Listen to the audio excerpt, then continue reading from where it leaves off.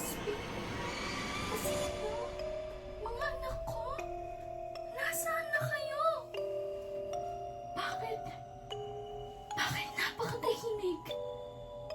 Dati, naririnig ko ang inyong mga halakha, ang inyong mga yabag.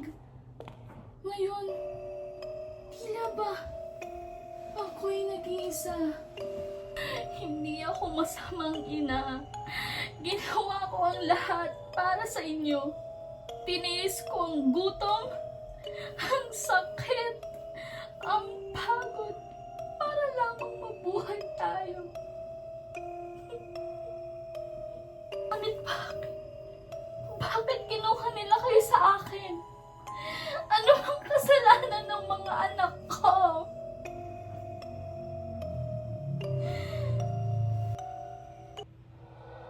Magnanakaw mo si Crispin. Hindi! Hindi totoo yun! Ang anak ko ay mabait. Masanurin. Hindi siya kukuha ng hindi sa kanya. Basilio, ikaw ba'y naririyan? Sumagot ka. Pakiusap. Huwag ninyo akong iwan.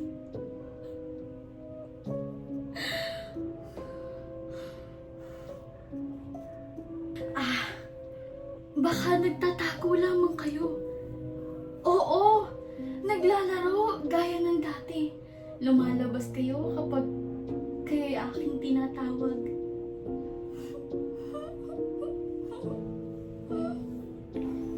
Crispin, lumabas ka na.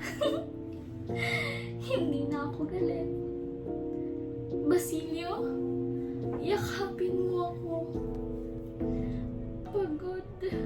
Pagod na ang inyong ina. Nasaan na kayo? Ang dilim. Bakit napakadilim?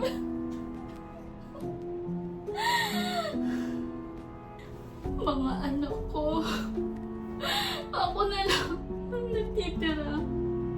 Huwag niyo akong iwan sa mundong ito.